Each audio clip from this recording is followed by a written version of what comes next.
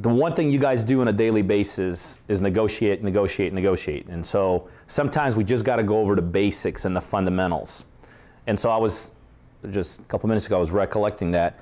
I think at least 3 callers in the last couple of days, you know, with Brian not being the initial screener and me doing it for a couple of days straight here, at least 3 callers called me with the exact same scenario. And here's basically how it went. Got a property, we got an asking price. They're like, well, the seller wants $100,000 for it. So what's my next natural question? What'd you get it down to? And guess what the answer was? Well, I didn't. He wanted $100,000. So here's my point. I understand why sometimes you guys do that. The seller wants $100,000.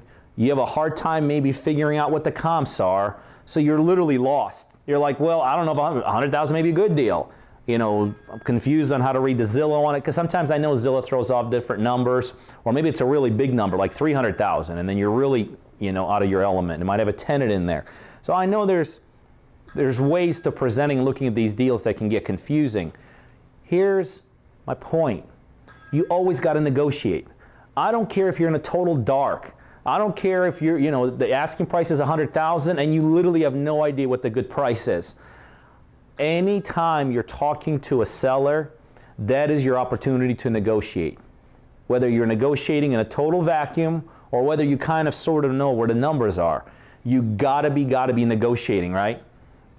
So if he's asking 100, and let's say you don't have access to the computer, and let's say you're 100% in the dark, okay?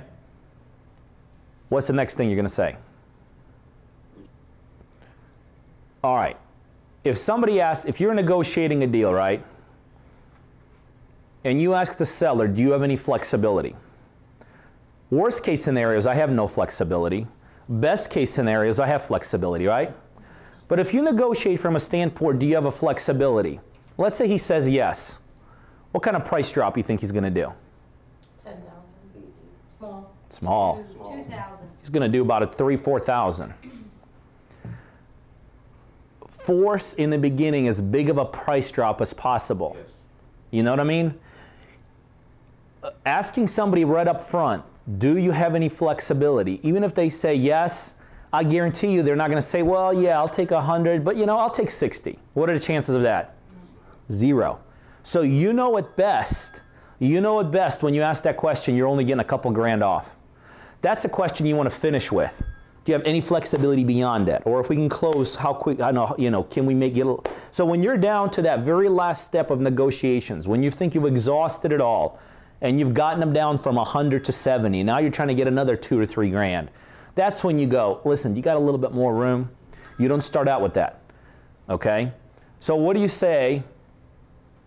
How do you get the first initial price drop? What do you do? Condition. Well, that's what I do. Condition. What if he says it's in good condition? All their expenses. Okay, you can offer to pay for their expenses. Again, there might not be a lot of expenses. Well, when you're talking about closing costs. The quickest way to get the biggest price drop is to lowball that person. That's the quickest way. You can't expense your way out of it. You can't condition your way out of it because it might not need a lot of work, right? So your natural thing when he says 100,000 and you're kind of in whether you're confused or not, it doesn't matter. I want you to automatically go in with a low ball offer. That's how you do it. See, when you're negotiating 3 to 4 to 5,000 at a time, guess what? There's not much room there. But when you're popping from 100 to 50, all of a sudden there's a whole heck of a lot of room for him, and all of a sudden he might come back at 75 or come back at 70, okay? So when you're negotiating, every time you talk to a seller, that is a chance to negotiate the deal. Never leave the seller in the dark. Like, well, let me go find out, okay? Negotiate, negotiate, negotiate, then you find out. The first negotiation step is always your biggest drop. Automatically. And here's the other thing. I know that we work off these formulas like 30%, 40%, right? That's where we want to end up. That's not where you start, right? So if you, let's say you do know that in this $100,000 deal, you got to be at 70. Are you going to start at 70? No. Heck no. You got to let the guy have some wiggle room, right? So if you do know in that particular deal you end up at 70, guess what? You're starting at 40, right? And you know, I know you guys have heard me talk about this before.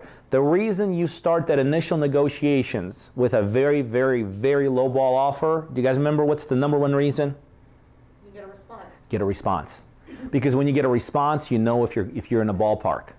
If he's at 100 and you come back at 40 and he's him-howing like, oh God, guess what? You're in a ballpark. You got him hooked. You got him hooked because you're right there. He's you know, you're just going to need a little bit to push him up or down. If he's at 100, you come back at 40 and he curses you out, you're probably not in the ballpark, right? But at least you know where you stand. At least you know where you stand. So if you go at 40 and he's at 100 and he says, no way in the world am I doing that, you know that, okay. Now, he's at 100, you're at 40. Who gives the next number? He does. Agreed? He gives the next number. Another reason why you give a number is to get not only an emotional response, but that forces him to give a number. So when you're at 40 and he's upset, what do you say? You turn it over and say, all right, Mr. Smith, give me a counter. I know I'm pretty sure we can make 40 work. Tell me what you could make work.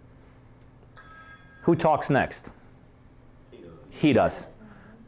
Again, huge, huge part of negotiations. Learn when to shut up. Just listen. I've heard people talk themselves into a deal and right out of the deal. Why? Most of the time you're scared.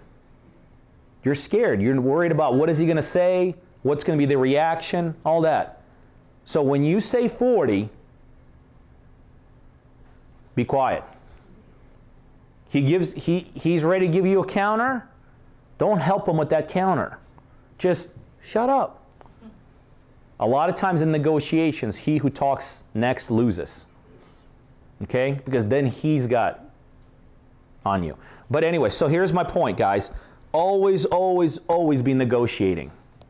Never just ask for a price, and if you're in the dark, stop negotiating. Always negotiate. Your first offer, even if 100 is a good deal, if you look at Zillow, right? If he's asking 100 and it's a $200,000 property, are you jumping up and down? No. Negotiate. What if you can get it from 100 to another 30 grand below? So no matter what it is, whether you think you're in the ballpark or off ballpark, always, always, always be negotiating that, okay? Learn when to shut up. Start with the low ball. Figure out where his emotions are in this stuff, right? That's absolutely critical that you do that. Remember, every property that we're getting at a certain point, you should be able to get it at a lower point beyond that, okay? All right, that's all I got. Hey, you guys know what we do here. We do a ton of deals and we show other people how to do a ton of deals. So number one, if you're looking for off-market properties in Atlanta, Georgia market or anywhere throughout Georgia, you absolutely need to be on our buyers list. By now, you'll see my email scrolling across the screen. Send me an email directly and just say, add me to the buyers list, put your contact information in there, and on a daily basis, you're gonna get 1, 2, sometimes as many 3 to 4 off-market properties emailed right to you. Both have equity in them and they have great cash flow potential in them also. Second thing we do here is I have a terrific one-on-one mentoring program where I work with individuals all over the place and show them how to become very successful in this industry. Whether you're just starting out or whether you're an experienced investor and you're looking to get to a higher level, I feel very confident I have the credentials and the past track record to show you how to do that. So one of 2 ways to get a hold of me. Again, you should see my email scrolling across the screen. Send me an email directly and I'll make sure you got all your contact information in there and I'll touch base with you myself and tell you what I could do to help you. Or right below this video, there's a link right to my website, coachingbypeter.com. You can go to that website directly, find out a little bit more about myself, how I work with my coaching clients. Either way, get a hold of me. I'd love to spend a little time and talk to you on the one-to-one basis. Remember, no matter how frustrated you are, battle through it because the rewards on the back end are better than you ever and bigger than you ever could imagine. Thanks.